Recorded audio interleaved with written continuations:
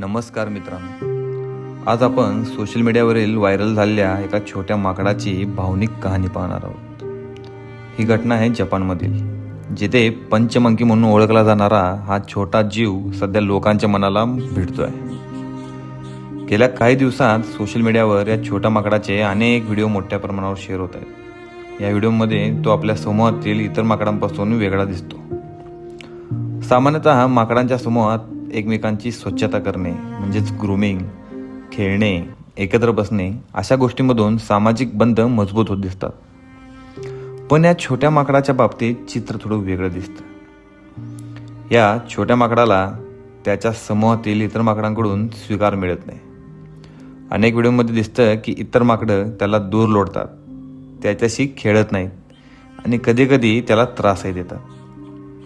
प्राण्यांच्या वर्तनशास्त्रानुसार म्हणजेच animal behaviour स्टडीजनुसार समूहातील स्थान, वय, ताकद किंवा जन्मानंतरची परिस्थिती यावर एखाद्या प्राण्याचा स्वीकार अवलंबून असू शकते. काही वेळा आईपासून लवकर वेगळं होणं, शारीरिक कमजोरी किंवा सामाजिक श्रेणी म्हणजेच सोशल हायरार्की यामुळे एखादा प्राणी समूहात एकटा पडू शकतो.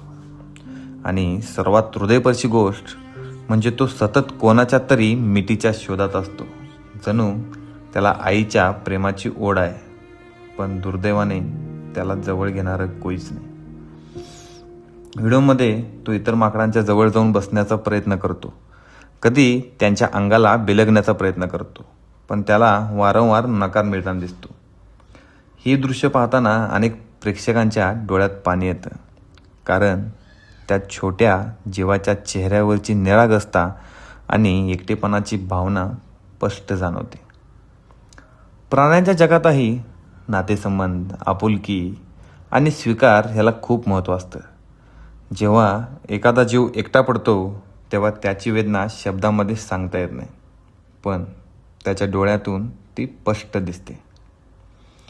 ही कहाणी आपल्याला एक मोठा संदेश देते. या पृथ्वीवरील प्रत्येक जीव, माणूस असो किंवा प्राणी, प्रेमाची, आपलेपणाची आणि कुणीतरी आपलं असल्याची भावना शोधत असतो. म्हणूनच शक्य तिथे प्रेम द्या, कारण प्रेम हीच सर्वात मोठी भाषा आहे. ही घटना केवळ एका छोट्या माकडाची नाही, तर आपल्या समाजाचंही प्रतिबिंब आहे. कधीकधी आपण कोणाला तरी न कळत दूर लाटतो, त्यांना स्वीकार देत नाही. पण थोडीशी सहानुभूती, थोडंसं प्रेम आणि थोडासा आदर एखाद्याच्या आयुष्यात खूप मोठा बदल घडू शकतो. म्हणूनच या छोट्या जीवाकडून एक धडा घेऊया. स्वीकार, आपुलकी आणि प्रेम हीच खरी ताकद आहे.